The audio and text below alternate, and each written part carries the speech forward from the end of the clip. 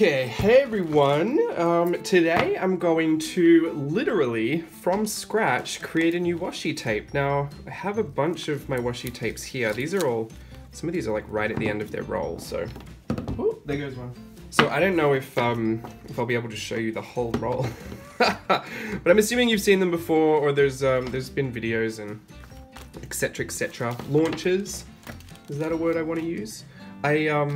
I keep some of my washi tapes in here. How many have I got here? 1, 2, 3, 7. All right, those are the 7 that I have already created. The first 3 I did were this, the brush stroke, the pixies, and the Parisian. Please pardon my fake French. I am not French, nor do I claim to know French. I just love to pretend to be French. But these are based on 2 journal pages that I have done before. I'll actually go grab them.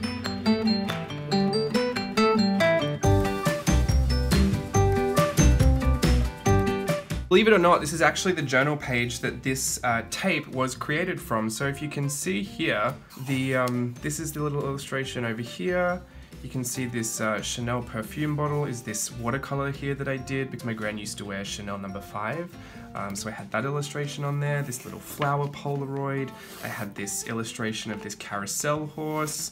These random little stickers that I got from some sticker book that was supposed to be for kitchen items, like your spices and stuff like that. So I got mint, and you can see I'm on here. The illustration of the face over here, this half face that kind of peeks out.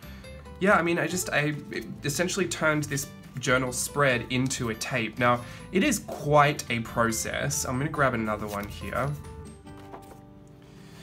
This journal spread here is what made the Pixies tape. Now this is more interesting to me because there was less to pull from. It was essentially just her, and I had to make the whole tape. Now, there's a huge process involved in kind of digital collaging when you come to make the tape. Obviously when I created this page, I just had fun playing in my journal like I usually would, but you know, no part of me ever thought, like, would this ever translate into something 2 centimeters wide? Now, that poses a big problem when you try to make some of these pages into tapes, because not everything fits, or some things you have to reduce to such a point where the quality isn't even, you know, you can't even discern what the image is anymore. So not all journal pages will transfer into washi tape very well, but some of them really do, and some of them have enough going on and enough of a fun color story that they can make really fun tapes like this. You can see there's her face right there. It's almost exactly the same size. So I could just, for whatever reason I might ruin this page, I'll just put this tape right on front of it. But I love to see it. You can see she's been shrunk right down to fit onto the tape. But you can see there's another one of her just there. You can see sometimes it's just super fun to have these washi tapes that are, you know, artisanal or boutique washi tapes, or, you know, artist's tape. This is my literal work, my literal journal on a tape. And I feel like in today's modern age of a lot of entrepreneurial businesses, being in the creative field, we're always kind of looking for new things to share and new ways for our customers to engage. And for me, washi tapes is kind of the perfect merchandise because I love them myself. I have a great passion for it, and they're kind of inexpensive when you think about it. When you think what you could be buying from a brand costing maybe $20 to $40 for each purchase, washi tapes are only a few dollars each, depending on how you price them, obviously. But they can be kind of a never-ending, well, there's an end. There's a 10-meter limit in these tapes, but they're kind of like a never-ending source of inspiration and joy because you keep pulling off parts and you keep adding that same artist's work to your journal that you're inspired by, or if it's one of your peers or one of your friends. You know, I love to use Ali Brown's Rainbow Plot washi tape. I have that I buy Ali Brown's washi tape in bulk, just in case it runs out. This is the perfect rainbow washi tape, in my opinion, so I did camp out and buy 3 from her last release. But, I mean, it might be in stock again, I'm not quite sure, you'll have to check with Ali. The thing that I love about it is that it's someone's art. It's very specific to their brand, their aesthetic, their personal style, and now we get the option to kind of merchandise that ourselves from a creative standpoint, but as customers we get to have things that are a lot more personable and a lot more interesting to add to our journals and our planners. Like, I don't know, if you're the kind of person that doesn't like washi tape, you're gonna hate this video, but I'm pretty sure there's a lot of washi tape addicts and washi tape connoisseurs watching right now. So the other tapes that I started with these essentially, and these brushstroke actually came from illustrations that I did for a journal, a handmade traveler's notebook insert. If you remember that, when I had the pages inside the insert printed, these are the same illustrations from that. And basically I tried to connect a through line through all the illustrations, so it just looked like one long brush stroke. My idea for it was that every time I pulled it off, wherever the brush stroke ended was where I would connect it to my hand lettering. And then wouldn't you know it, I couldn't be bothered to learn how to hand letter, so I just kind of left that idea on the shelf. It's still there, you can run with it if you want. The next 2 tapes I decided to order because I was thinking, you know, whilst putting in reorders, it would be a good thing to get new tapes manufactured at the same time. I had been working on a rainbow washi tape, and honestly, thank goodness that Ali came out with her perfect one, because I couldn't figure it out for myself. So instead, I had done these rainbow swatch dolls, and I thought, oh, okay, there's a rainbow option for me, but it's a bit more in my safe zone. I know that it would work for me. Oh look, end of roll. It's okay, I've got a whole another roll here. This one was damaged in transit, so I used this one. But the rainbow swatchy dolls I just thought were super fun to have my own kind of rainbow tape that seemed very marketable from my perspective, but also was interesting enough to not just be generic. The thing I love most about Ali's is that it's not generic, it's actually very specific to Ali's aesthetic, even her color palette. If you grab this tape and just flash up her Instagram feed, this will look like it blends right into that aesthetic. So this, even though it is a rainbow tape, and there are plenty of other rainbow tapes out there, the quality is amazing, but the actual aesthetic of this tape is just so Ali Brown to me. And you know, I love to add my friends' work and my peers' work and my favorite artists' work into my work. That's I feel like it's the best way to pay homage to how much they give to us. The sketchbook one was really fun because we did this like super wide format, and I thought it was actually going to be a bit of a problem. I thought people wouldn't want it. People did want it. The funny thing is, the problem I had was shipping it. It's actually quite substantial. When you think about the logistics of shipping some of this stuff, if I have a postcard pack with a washi tape, you can't just put both in a bubble mailer and hope that the postcards are going to arrive all intact. You have to put them in a document mailer so that they don't bend. But then I can't put this in a document mailer, so I have to put the document mailer in a bubble mailer. It just becomes like a whole thing. And to be honest, this one was a bit of an issue because it wouldn't fit into the smaller envelopes, and I had to buy a specific size of envelopes for this one. So even though I love it, I'm not quite sure if I would ever go this wide again, or maybe I would because I've ironed out all the logistic problems with shipping, and so now that I've done that, I should probably take advantage of the knowledge that I have now. But yeah, wide tape, it was really great for getting a lot more detail in the illustration. Maybe I should make a tape this wide again, now that I'm talking about it. Because this is the idea that I kind of want to go with. I actually want to stamp out face base stamp set. I want to use the face in that, and I want to create tons of different faces so that you can pull the faces off the washi tape and you know, stick them on bodies, or stick them coming out of your spreads, or like cut them in half, stick them coming out of your spine. I just think like lots of little faces that all look totally different, made with totally different mediums, might be super fun. So I'm actually debating whether it should be this size or this size. This size seems better to me. I want to ask for your opinion, but I know that I'm pre-filming this video, so it's not going to get to me in time. I'll make that decision in a second anyway. It all has to come down to the math, because these tapes, these are the third here, this is, I'll talk about it with this. These tapes are, they have a 35 centimeter repeat, so essentially whatever I can fit within 35 centimeters, it will repeat until the tape runs out. Now that really works well if you've got things that are all the same size. You can kind of count, like if you had 1 centimeter illustrations, you could just put 35 of them in there and go for gold. Things that are different sizes, like all the little cats on the Feline My Oats tapes, this becomes a lot harder to format because some need to be bigger than others so that the quality doesn't go. It was difficult as well because this is a white tape and I had a white cat to put on it, so that was a really tricky blend to try and get the contrast right. I end up loving this tape. This is a total passion project because, you know, I love my cats, This is probably one of my favorite tapes, even though logistically this was the worst seller of all my tapes.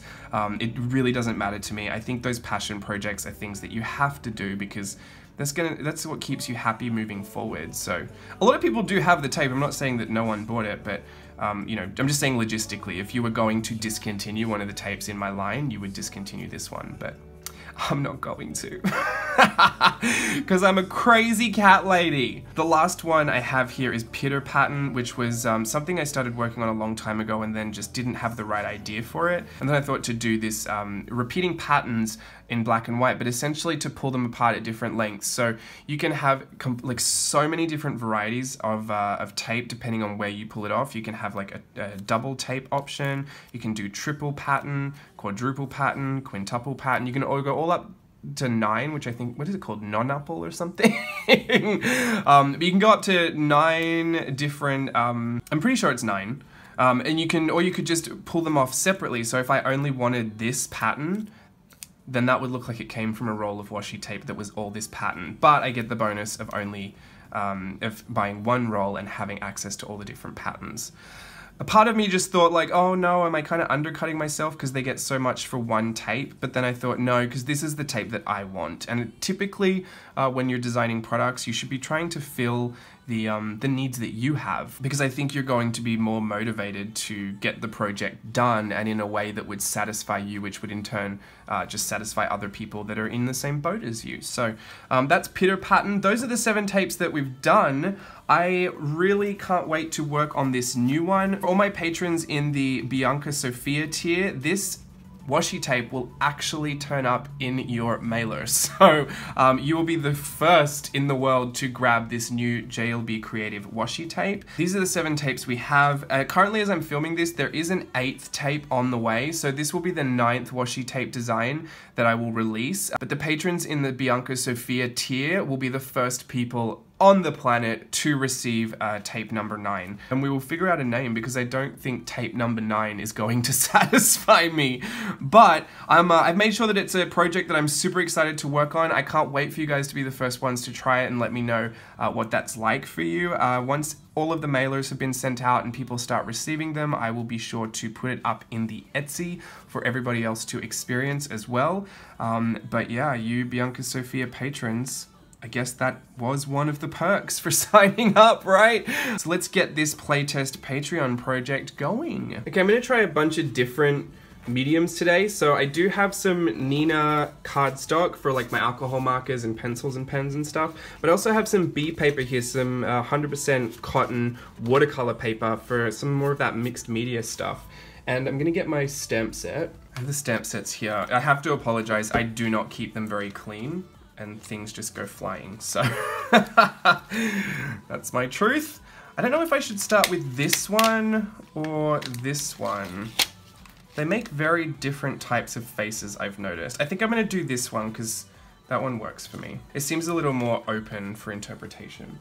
I've got a couple of distress inks here. I've got antique linen and tea dye because these are kind of disappear whilst I'm working on them. I really don't want a strong outline of this. I just want to use this as my template so that everything is the same size and proportion. These aren't super detailed inks, so I'm not really going to enjoy the impression that I get, but it's not really about having a clear impression. It's actually about just getting the template down, the base down, face base, and then working from there. I need to do a bit of math first, which is not my strong suit, but I need to know how many faces I need to make because essentially I don't need to be making more than that. These are the 2 sizes I'm considering, and I actually think I'm gonna go with this size here, which is my 30mm tape. So that means that my face, this is going to have to be shrunk down to a size that will fit onto this. So I can't be putting in teeny tiny lashes. I mean, I can, but I can't expect them to turn up on this with the same clarity and detail. But I'm going to quickly mock up just a sample of this and see how much I will need to shrink it down and then times it by whatever number I need to fill out the 35cm repeat. So I'm going to do that on my iPad. So here is my washi tape size here. This is my file, so it includes the bleed and everything. So I'll need to make it a little smaller when I remember to do that. Going to take a photo of this face, and I'm going to size it to about where I think it will come out to which I think is about there. And then, sorry you can see the glare and the ring light up there. Leave a bit of a border because, you know, assuming that I'll put hair and maybe a little bit of a neck on there. All right, let's see. Got one. All right, I think best case scenario, we could get 1, 2, 3, 4, 5, 6, 7, 8, 9, 10. So you know what, I'm gonna work on 10 faces. We can resize some a little bit larger, a little bit smaller if we need to, but I think we're gonna get 10 different faces for this washi tape. So I wanna give myself the option, so I'm gonna do like, I'm gonna stamp out 10 faces on these and 10 faces on the others, and I'll just kind of work on them as I go. I'll let you watch through the process and come back in for a voiceover if I need to explain anything, or let you know what I'm doing, or if I have a tip or a trick. But this is all going to be about experimentation and play, and to see what I can come up with, to see what jumps out at me, what inspires me. You know, there might be some that I just really don't like and that won't make it, but I'll bring you back for a bit of the digital process and just show you some of the things I do there. This is not a tutorial on how to make a washi tape, by the way. This is simply just showing you the process of some of the stuff that goes into it and what goes behind it. I could have just made a washi tape from a journal page, but I've been sitting on this idea for a while, and I really thought now was the time to do it. I don't really even have a theme for like these faces. Like, I don't know what I want them to look like, or if I want them to be any certain anything. Like, this brown is a little dark if I want it to disappear, so I might just stamp a couple more with the antique linen. Whoops. Okay, I'm gonna grab out all my supplies and just get to creating. So I thought I would pop in with a few tips, tricks, and techniques, just that I, you know, if any popped out to me as I was watching the process go through, I thought I'd just share with you. You've probably heard them all before, so feel free to just turn the sound off and enjoy the time-lapse if you would like. But my first one, because I'm using watercolor on the screen, is watercolor. Don't be afraid of the water. I know a lot of people tend to be a little stingy because, you know, having a lot of water means that the watercolor is just running everywhere and it can be a little too loose for people, but that's what gives you the really great effects of watercolor. So my first tip is to always remember that watercolor loves water, so don't be stingy with that. And another tip that I really enjoy is lining in colored pencil or colored pens even. Black and graphite can be such a harsh line. You'll see the image I'm doing right now, I'm doing with the mechanical pencil, so it's a really harsh graphite line. Now I love the mechanical pencil because I can get some really soft shading, and it's very fine, the lead. It's a 0.5, but to me it seems so much smaller because once it wears down on the side, you can kind of angle your pencil to get an even sharper line.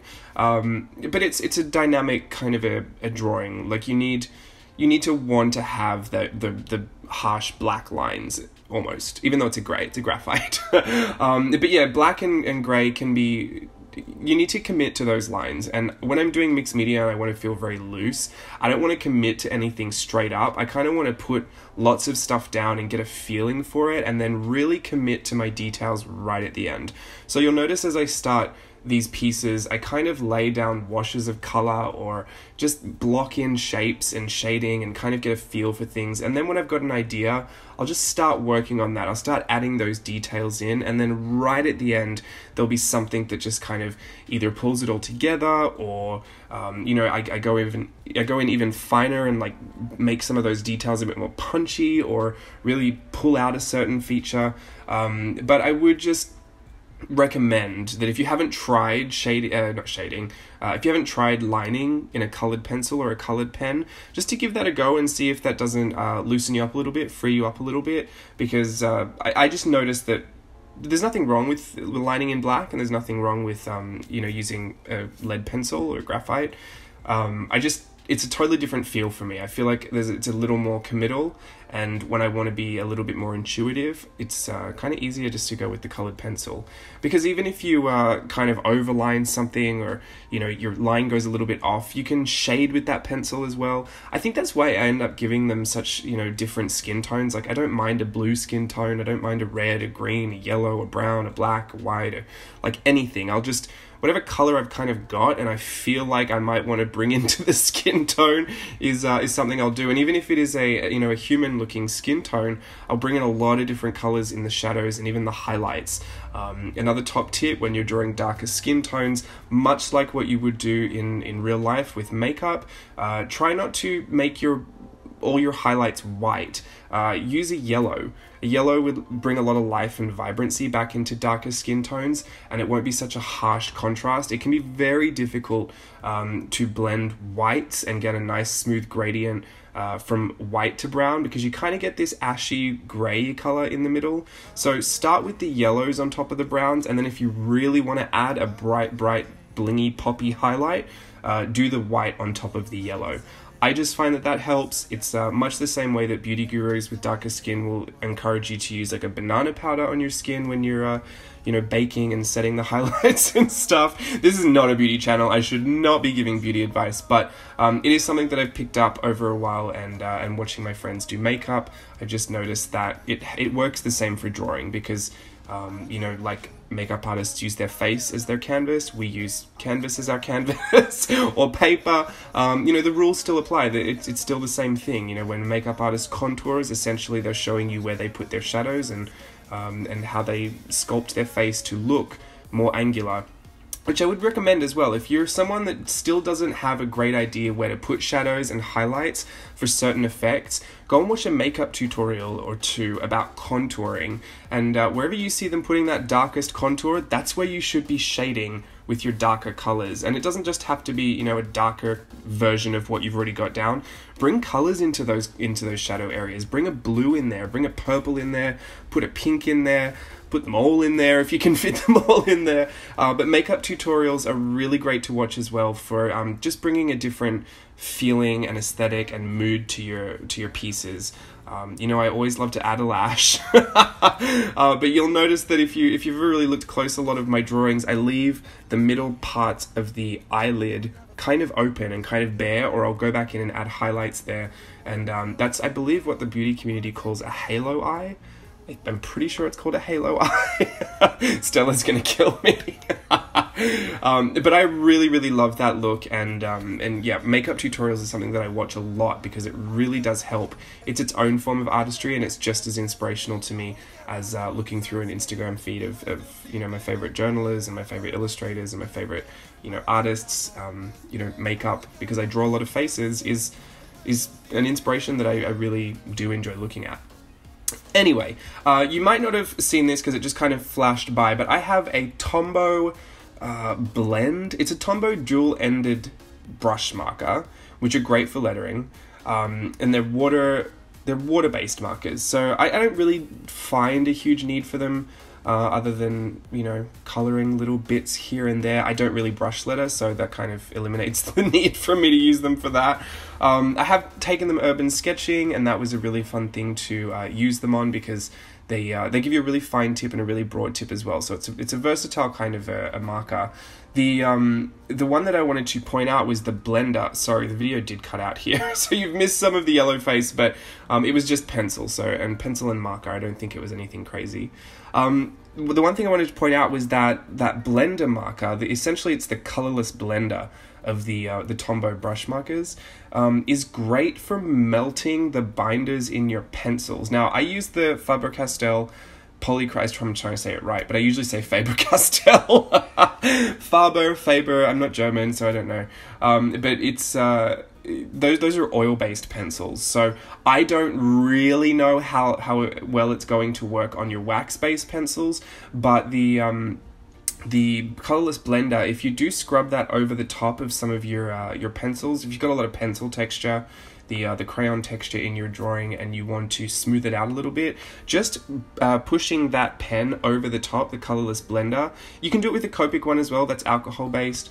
It will start to blend those colors together and kind of melt it and give you this really soft, almost oil pastel kind of a look. I'm not quite sure how to best describe it, but if you do have one of those, I'd encourage you to try it, because I don't really know how many people get a lot of use out of that, and for me, I've never needed to use it as a colorless blender, but you know, for the actual markers, but I get a lot of use out of it blending pencils together and kind of using it as a what's that thing, what's it called? I want to say it's linseed oil. People use linseed oil, and they kind of they use that to smudge their pencils together and give a really nice smooth, I'm really not sure. It's something like that. It's like, it's a blender, it's a little liquid that people use to blend their pencil crayons together. But either way, I found that the brush pens do that. The colorless blender from Copic markers will do it, and the Tombow dual-ended colorless, wow, it's such a mouthful. Tombow dual-ended brush marker colorless blender will do it as well. Other than that, don't have any other tips for the Tombows, because I just don't use them very often. I actually feel like it's kind of a waste for me to have them, because the only thing I really ended up using them for, or I feel like the most use I got out of them, was for urban sketching, and I have a neutrals, like a portrait set, and I feel like if I had a grey set, maybe that would be better for me, and I think I could do a lot of you know, tonal illustration with the grayscales, because all of my Copic markers in grey are kind of empty, which means I used them and I loved them, so I'm looking to replace some of those, and maybe, I don't know, maybe I want to change my greys up to that, because I've never needed smooth greys. Like, I've never needed like a smooth flat lay of grey. It's always been very angular, you know, I'd always kind of use my chisel tips. It was always very rough, blocking in shadows, and I liked how loose that was. So since I enjoyed that with the Tombow, I might make a mental note to just to research the grey set of that. Another tip. Have I got one more tip? I've said to use the water. Don't be stingy with the water when you're using watercolor. Did I say that? I hope I said that. If not, that's as much as of the tip as you need to know. Blending with the alcohol marker or the colorless blender is a tip. Outlining with a colored pencil as opposed to graphite or a black is a tip. Watching beauty tutorials, great way to get some new inspirations for how you color and render faces, if you're someone that's big into drawing faces.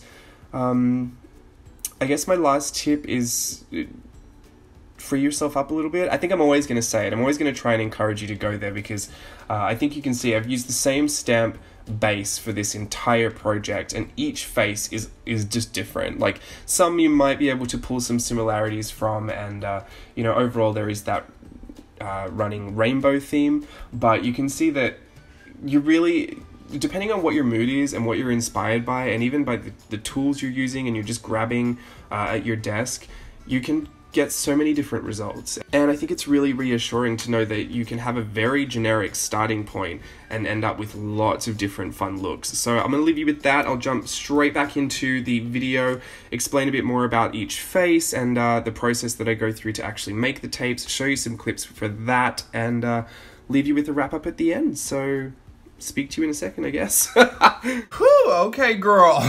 That was a lot. Honestly, I didn't anticipate spending as much time as I did creating those. I guess if I thought about it, I would have maybe realized that I was going to try and do the absolute most, but I'm really happy with them, actually. I think they're all kind of fun in their own ways.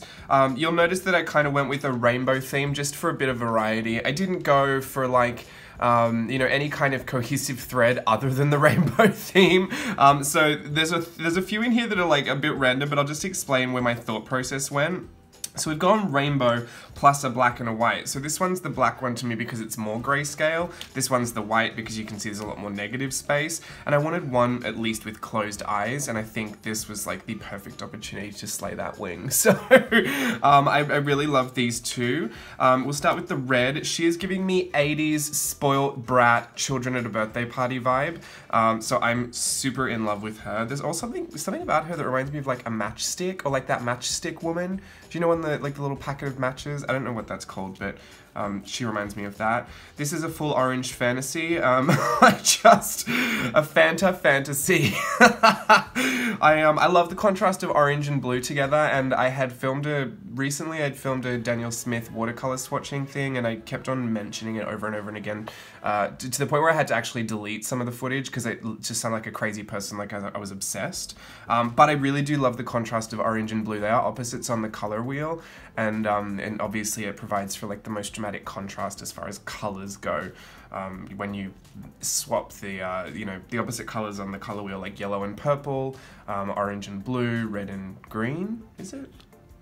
Red, orange, yellow, green, blue, yeah. Did I make that up? Did I just completely fake that? I don't know. Do I really care? Probably not. So I love the orange fantasy for the contrast of that. This one is giving me yellow. I was going to do something with the hair and maybe make it like a bit more black and white, like stark contrast, but I actually kind of liked how simple that looked, and I've been really into black and white illustrations with blocked color backgrounds, so I'll probably do a whole video just creating some of those, because I think it's a very, I think that's also a nice contrast in illustration, and also a really easy way to color. The green was a bit of an experiment for me because I really, I had this idea in mind before. I've actually been doing these little creatures that were made of leaves, like little, what are they called? Stick insects?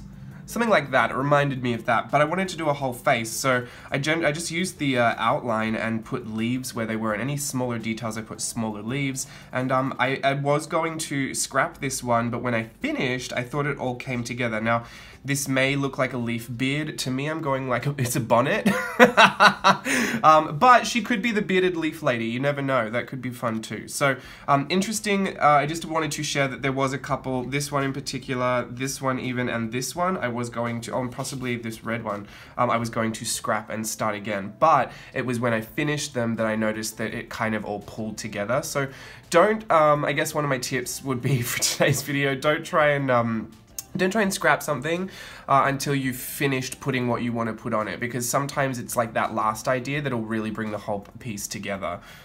So for me, it wasn't until I started putting this shading in and outlining the green that I felt like it suddenly like made sense. It kind of felt right. So kind of really love that now, actually. I love this blue one for how simple it is, and I love that there's not actually a stark contrast in the shades and the tones of blue. I love how soft all of this looks. I love watercolor texture, so this B paper is kind of great for that. I use the heat tool, which typically would kind of dull down a color, and you kind of get more of a vibrant and a better color separation and pooling and granulation when you just let it air dry. So I'm not going to recommend that you ever really use a heat tool if you're looking for all the best from your watercolor paints. But I use it because I need to speed up the process sometimes, and sometimes I know I'm going to go back in with a few layers, and I can bring the contrast and the vibrancy back out that way. But if you just want to go straight in with the watercolors and kind of, you know, do one wash and done, I wouldn't recommend heat tooling it.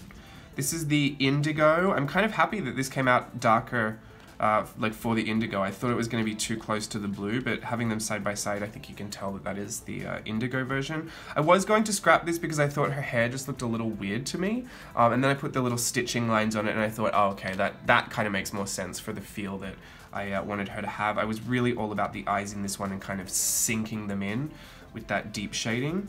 Purple, now this one I'm confused about. I'm honestly, I might have to redo this one when I get to the digitization process next. I'm just about to scan all of these and start working on putting them all together. I'll show you that once it's done. I'll print out a little test strip and I'll possibly show you some cutaway footage of me doing it, but I'm not actually going to go through the whole process because it's long and labored. But the this might be a little too big. You can see most of these are all exactly the same size because I started with the same stamp, but the hair I put so big on this because that's the balance I wanted between face and hair. I like that mix, and I love all the colors in it. I love all the purples, but yeah, it was I was almost going to scrap it because I had a bit of a struggle with the pastels. I haven't used the pastels on this textured paper before, and it was a struggle for me to get the skin the way I wanted it, so that it looked healthy and glowing and deep. But I finally got there in the end, and I actually really do like it. It's lighter than I thought. I was actually going to go with deeper skin, like an even darker skin tone, but I thought because I was struggling so much, I'd already layered so many, you know, oil-based pencils and pastel pencils and pen and ink and, you know, like all that stuff was just on there already. It was getting a little too hard with the build-up to know how to add the rest, which is normal. When you tend to overwork things, you can get a very a big build-up. The oil-based pencils, the Faber-Castell Polychromos, are great for layering. If you've got the Prismacolor, you'll notice that if you went in that many times, you would have had a wax bloom from kind of like your second or third layer, and you wouldn't have been able to add anything else to that. So if you're looking to upgrade your pencils, these are a little expensive, but they are the best colored pencil you will ever use in your entire life, no joke. I know that there are other brands out there that I actually haven't tried, so I shouldn't say that, but I have used these, and I have never had a coloring experience with pencils like I've had with these, so really, really do love these. I got these on a super sale, but yeah, hopefully you can find them on a sale like I did. So we'll see if this sizes down properly and I'm able to do something with that. I love this one. I know that that is going to be a nightmare to try and color correct. Obviously, you know, if you're using CMYK printing, which my washi tape manufacturer does, we're not going to be able to get anything fluorescent like that. We could try and, the price goes up when you start to try and add like foil stamping and printing with fluorescence. I don't want the whole tape to have any kind of fluorescence. It would just be this. So I think it would be kind of an expense that we didn't need to add, but I will get it as close to a bright magenta as I can, which is obviously like the most pink you can print with the CMYK printing.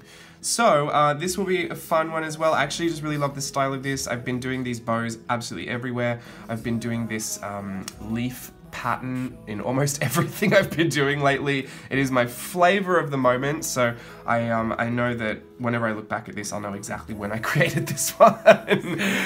It's got 2018, May, June, July, all written all over it. So yeah, let's get these scanned and edited, and I'll be back to show you the finished mock-up.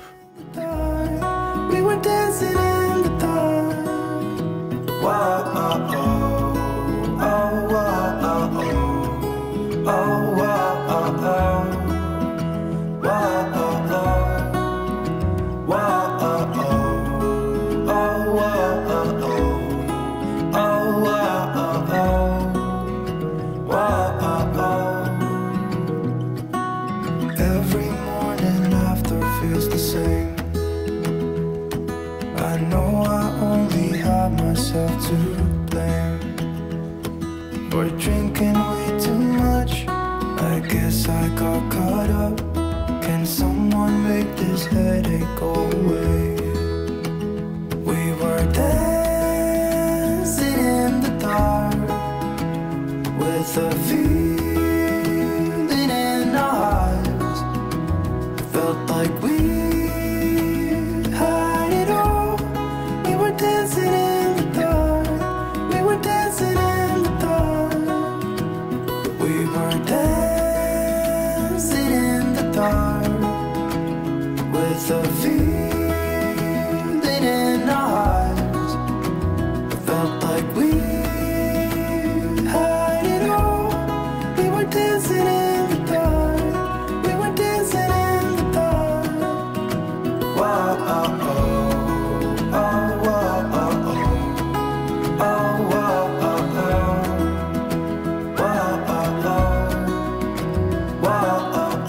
Okay, so it is all finished and ready to go. I'm super excited. This turned out a lot better than I thought it might turn out.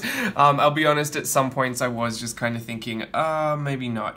But with a bit of color correcting, cleaning up, the cleaning up and color correcting process is honestly so boring and long and tedious. So I wasn't going to put you through the entire digital process, but I hope you enjoyed seeing this come to life. Now all we have to do is send it off and get it manufactured, and it should be here. This is the repeat here, so you'll see the actual repeat happens between these two these two images right here. They have been resized differently. As you can see, this one did size down significantly, but we didn't lose a lot of that detail either way, so I was kind of happy with that. This is actually sticker paper that I printed it on because I don't have any glossy photo paper. I would just use a matte, but matte doesn't get a lot of that detail in there, and for this I wanted to check the detail rather than the color. Colors will obviously vary from printer to printer and from paper to paper, but the colors I trust with my manufacturer. We've done these before and they've turned out really, really great. So this is the size of the roll. If you could just imagine, we've gone with the same rainbow theme. These will be all the heads on them. So I guess if you have this, you could just tear the head off and put it, you could just tear the heads off these swatchy dolls and replace them with these washi heads. I don't know, I didn't even think about that, but I'm probably gonna try and do that now. Anyway, so the Bianca Sophia tier, the mailer tier, you will each receive one of these washi tapes. You'll be the first people to grab those, and they'll be in your mailer for August. I hope you enjoyed the entire process. I mean, I know it wasn't really to show you how to make a washi tape, but I hope you enjoyed watching the process either way, because it can be kind of interesting. I don't know, I love to see behind the scenes of things. And all we used today was the face base stamp and our art supplies. So you don't have to use any of the stamps that I create. I create these mostly for myself as a starting off point and as a bit of a cheat to start my artwork, but I think a lot of people enjoy having a template to work from, or a guide or a blueprint. It really was just as simple as grabbing a stamp as a blueprint and then just going nuts with everything that I wanted to kind of create. The digitization process, I will say, is not for everyone. It is really, really boring, and it is there's a steep learning curve that you have to take when you start color correcting and scanning and formatting and, you know, piecing everything together through that process. It can be very, very difficult. It's taken me years to learn what I've learnt now, and a lot of trial and error. So I don't want you to think that it just, you know, comes easy and I sit down and think, oh, I'm going to do this and it just happens. I've spent countless nights, like literally I would say about 100 hours of problem solving over the last year, in fact, like not even over my lifetime. So all of this stuff comes with time. If you are someone that wants to learn it, there are billions of YouTube tutorials out there that can tutorials that can teach you things like how to make a document in Photoshop, or how to delete the background in a Photoshop document, or there literally is a free tutorial for almost everything. So I'm not going to personally ever really take you through that digital process, mostly because I mean, I shouldn't say never, but I don't know all the proper things to do sometimes. Sometimes I've just learned how to fake it, and I fake it until I get it right.